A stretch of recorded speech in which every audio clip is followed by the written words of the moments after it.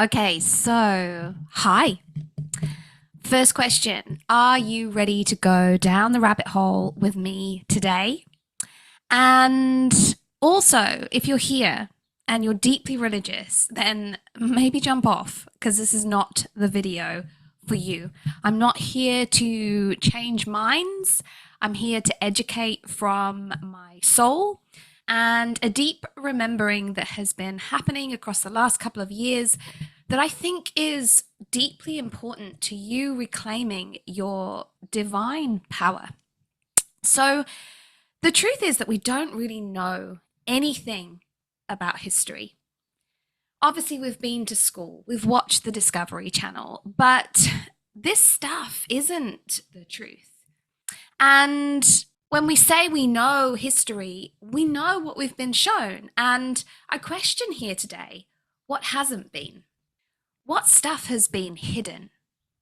And why might it have been hidden if it does truly unlock your creative power as a human being, your power to manifest the life of your dreams, or even to manifest the life that was always meant for you, and to do it all with ease? What I'm going to share with you today, you won't have seen on the Discovery Channel. You won't have read in any history book. You probably won't have found it on Google, and you definitely wouldn't have been taught it at school.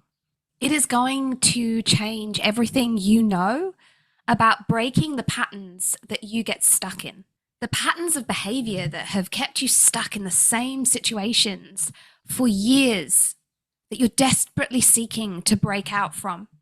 It's going to show you how to break out from them in minutes. Now, let's just consider for a moment. Really feel into that possibility that that massive shift that you have been seeking is that available to you. That it is available to you without anything outside of you. No more coaching, no more courses, no more gurus. Just you and your physical body and the ancient wisdom that it holds within. What if you could shift your entire reality in moments? What if you could make sure that you never, ever live out ever again that pattern that you are so tired of? Whether it be failed relationships, failed businesses, the inability to make money, the inability to hold on to money, or this stream of bad luck you feel like you've lived for a lifetime. What if the answer to how you do this is hidden within a little known ancient Egyptian scroll? And if it is hidden within that scroll, what is it that the ancient Egyptians knew that we don't? First of all, what is this scroll? The ancient Egyptian erotic Papyrus of Turin could be seen as a very inappropriate, satirical, erotic, pornographic even, scroll composed of 3 parts that is a depiction of ancient Egyptian sexuality. It's kind of weird. It depicts women as these beautiful creatures. It contains the goddesses like Hathor and the gods, Amun-Ra. It shows them in sexual positions, sexual rites and offerings. But the guys are depicted a little bit ugly with hugely deformed, gigantic male parts. There are animal pictures and other symbols. It was the symbols that led me to this scroll. In a vision, I saw a woman walk into a pyramid and she turned over a tile on the wall. On the other side of this tile was a symbol, and I came out of this vision, this journey, feeling like that symbol was important. So I described it to Google, and that is what led me to the papyrus. The symbol is in this papyrus. I questioned at the time why I would be led to such a random place. But now I know that sacred sexuality in ancient Egypt holds the key to your divine power and divine magic. However, how you decipher the erotic secrets of this papyrus demonstrates how truth is usually right under our nose. It's the elephant in the room that we can't see because of our programming and our conditioning. Google descriptions and forums describe this papyrus as like an ancient orgy or a brothel with sacred temple prostitutes serving their men. It shows the dark side, the considered dark side of ancient Egypt, where people were actually open sexually. Sex was enjoyed for its pleasure. But the true meanings of this papyrus are very, very different. Very powerful, and they show us how society has been hell-bent on distorting our divine energies and the power of women since ancient times.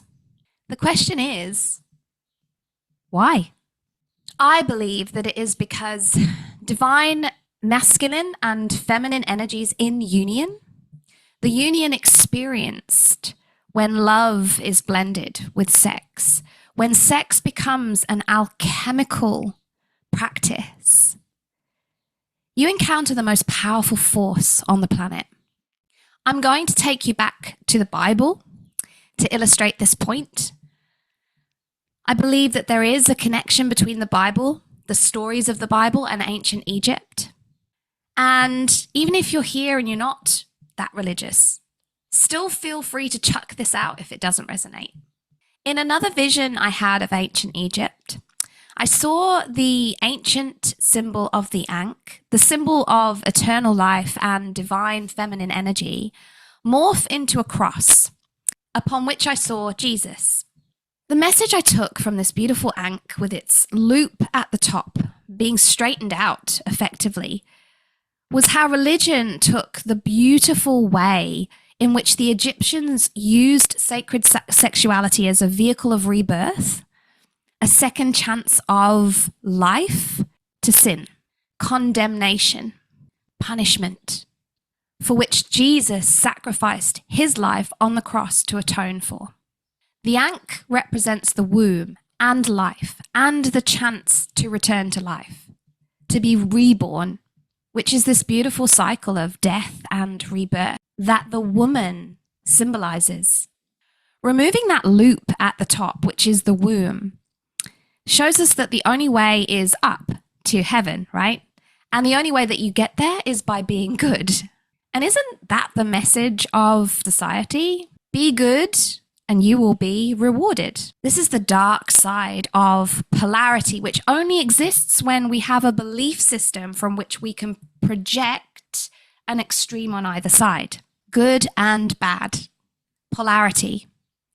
Bad will be punished, and every single system in our society today is set up to make sure of that. Our society thrives on the fear of that, which keeps us all under the control of the government and the elite. We have lost our creative power. We have forgotten ourselves and this beautiful ancient wisdom that the body holds. Our high-paced lives, our stressful lives, have disconnected us from our body because our bodies don't feel good anymore. We are full of toxicity. We are loaded up on adrenaline and cortisol from the stress. We cannot sit in the present moment and connect to source, to our true power, to ourselves. Sex is sinful outside of marriage, right? To have multiple partners, to enjoy the pleasure of sex, that's basically porn. And porn has been created as a place that you can go and connect with that side of sex behind closed doors because it's dirty and it's not the thing to be done.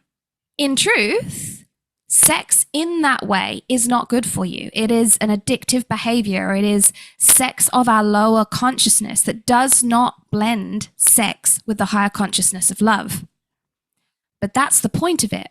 To keep sex locked down in this dirty box where we don't explore it for what it was created for. It causes us to see things like the erotic Papyrus of Turin in the way that it was never drawn to be seen. And as such, the beautiful sexual rites displayed in the papyrus are misunderstood as women working in brothels, in prostitution, and the power of woman is belittled. The power of woman in union with man is forgotten, and the power of each is belittled. I also feel that the way that Jesus is portrayed on that cross belittles his power as a man. I feel that the pictures we see of him effeminate him. And I feel that the story as it's told, the act of him sacrificing himself, displays him as passive and displays that act as passive. He sacrificed himself so others could get nearer to God, right? Up that straight line to heaven. And God is seen as this big guy in the sky that holds all the power. People pray to God for change. They pray to God that their situation will change. They put that power outside of themselves, forgetting that they are God. You are God. And I'm going to explain that to you today. Jesus' sacrifice, and that's not his name, by the way. His name is Yeshua, and I'm going to talk about that as well. His sacrifice was active. He chose to pass over so that he could ascend and transcend the earthly limitations of helping people.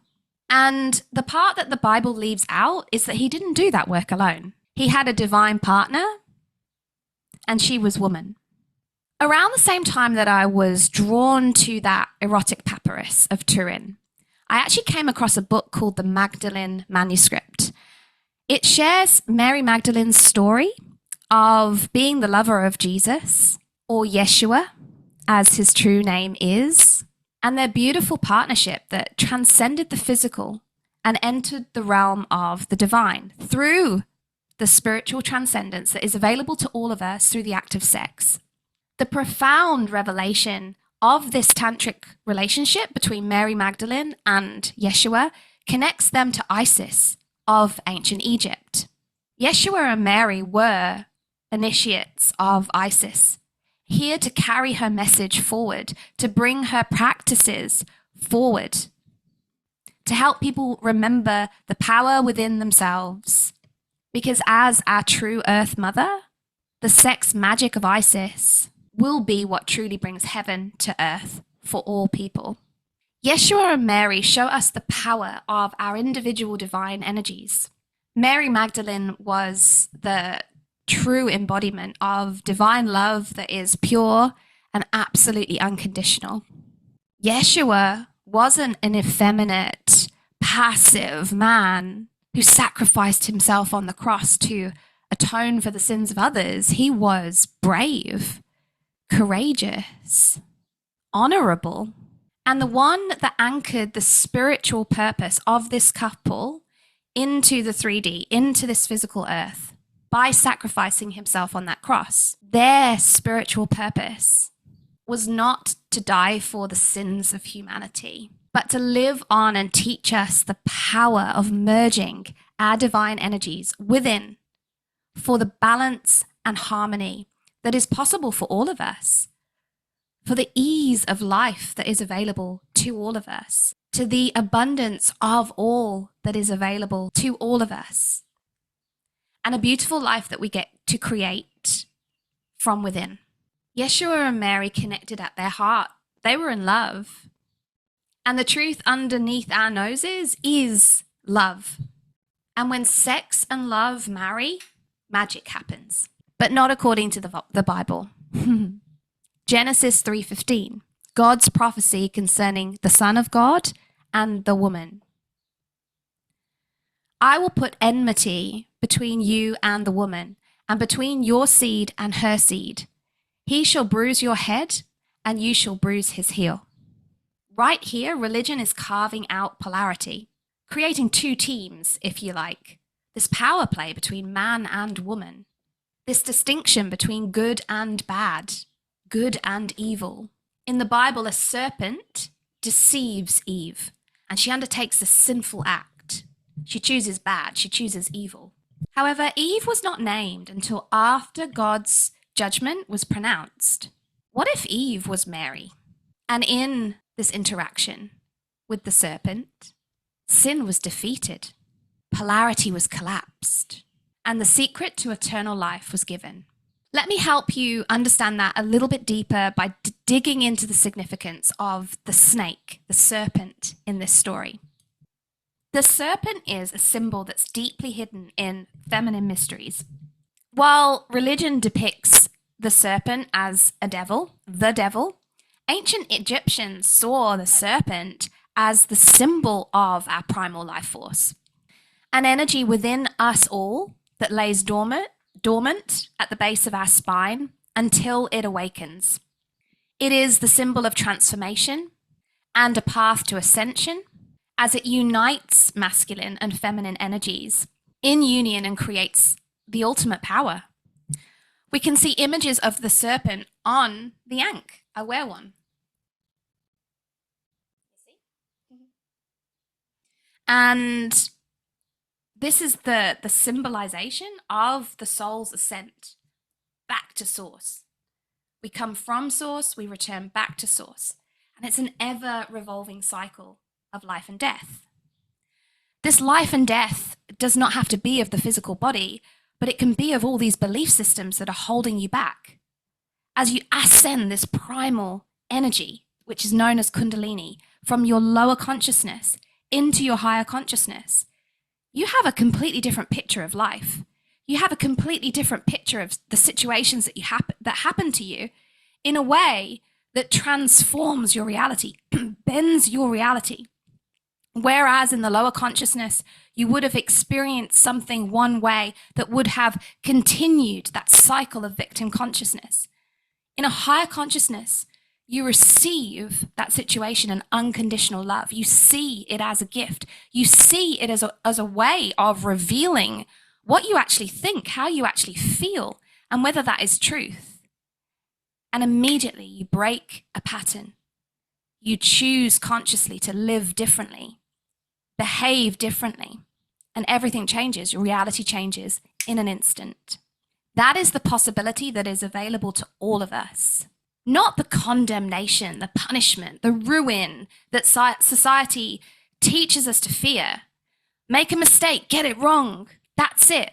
That has destroyed the creative process, that has killed our imaginations, that has made us fear being true to ourselves, being in our deep creative authenticity, because what if we get it wrong? What if it doesn't work?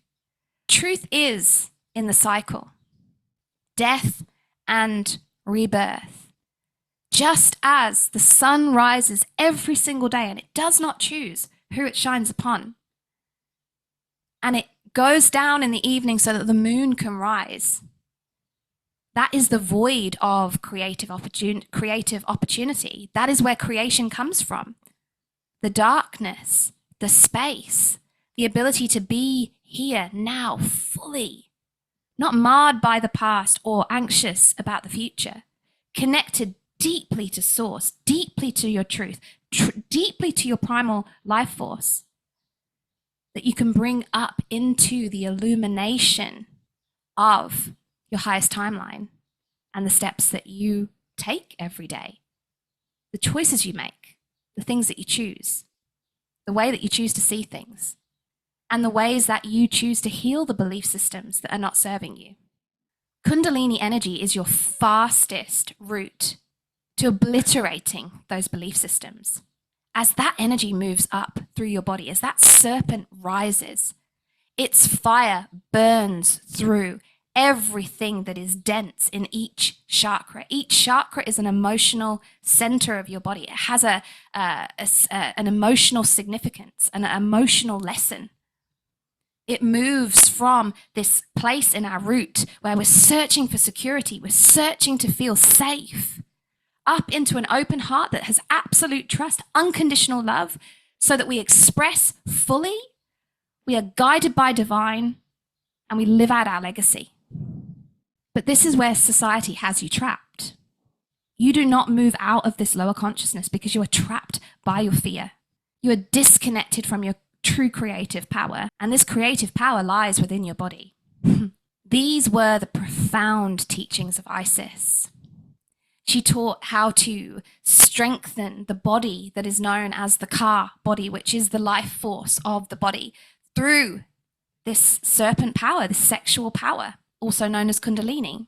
Yeshua's appearance after death was down to his mastery of this Ka body, which he strengthened through his alchemical sexual interaction with Mary Magdalen.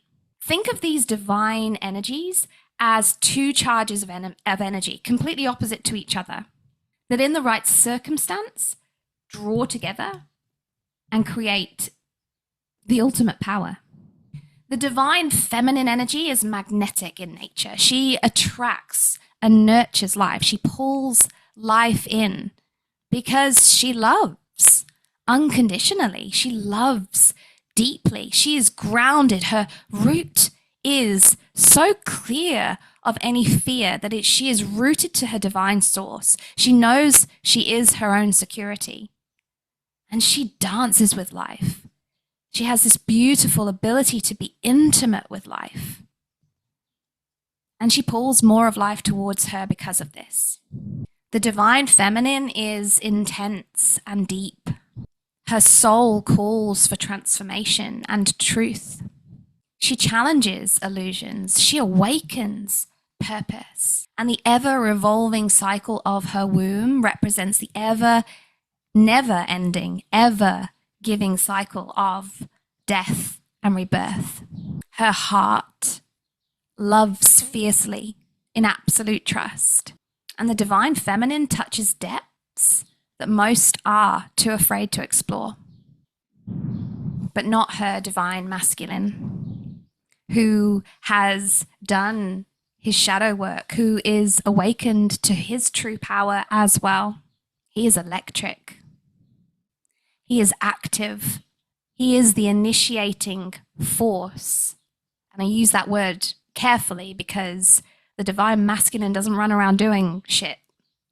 He is this beautiful, safe container for the divine feminine to express through her love, to use that electricity for action and initiation, effectively taking creative ideas to form. The soul is formless.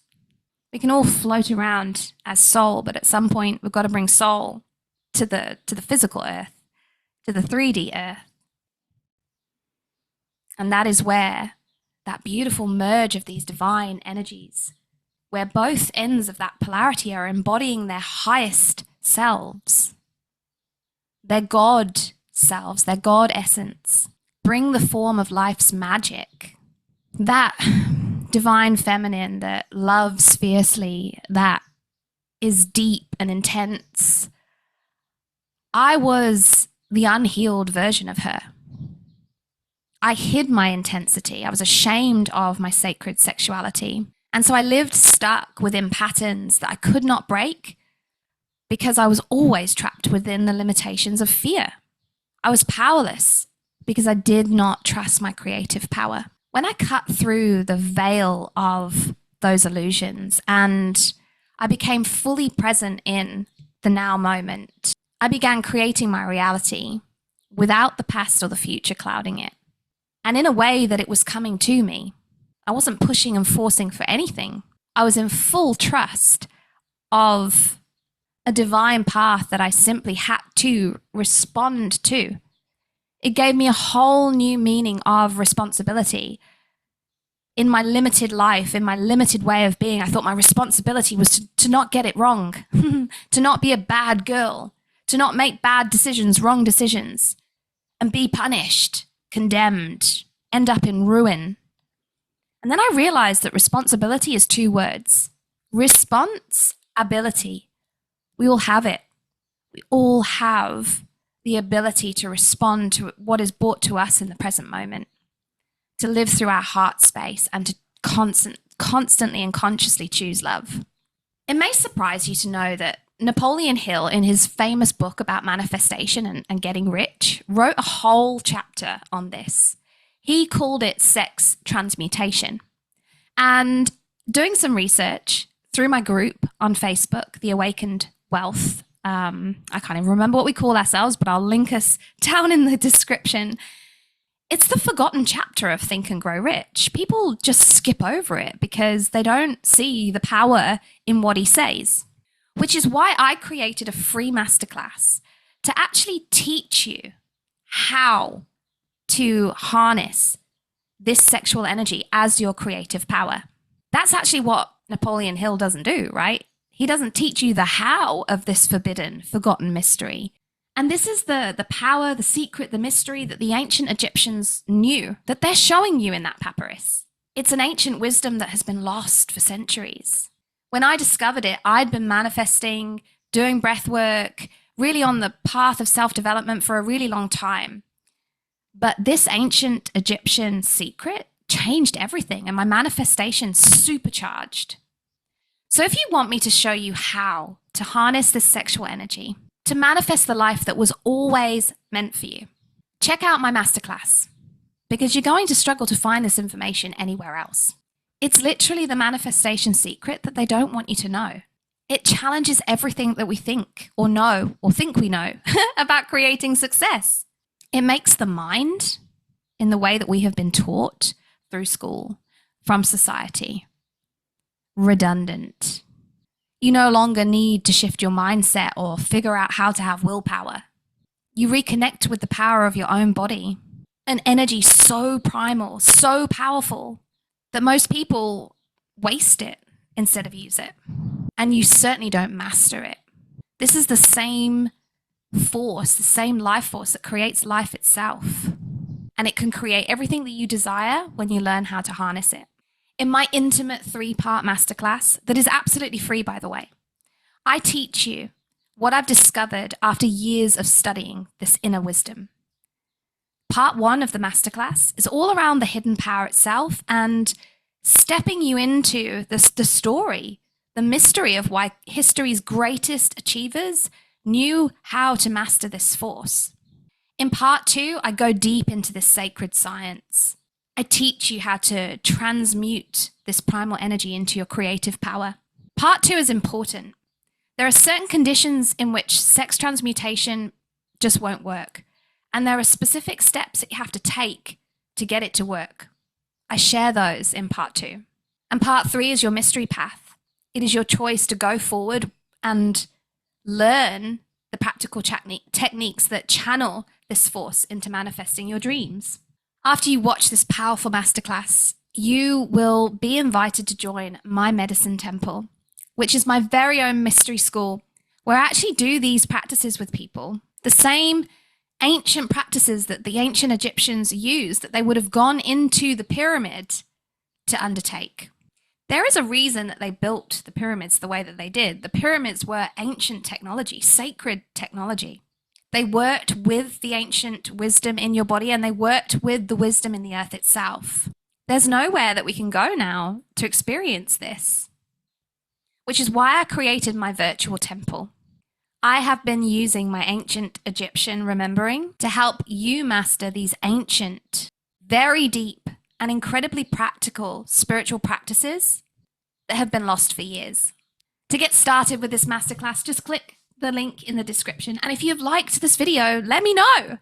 Click like and click subscribe, plus the little bell to get notified when new content of mine goes live. I'm excited to take this journey with you.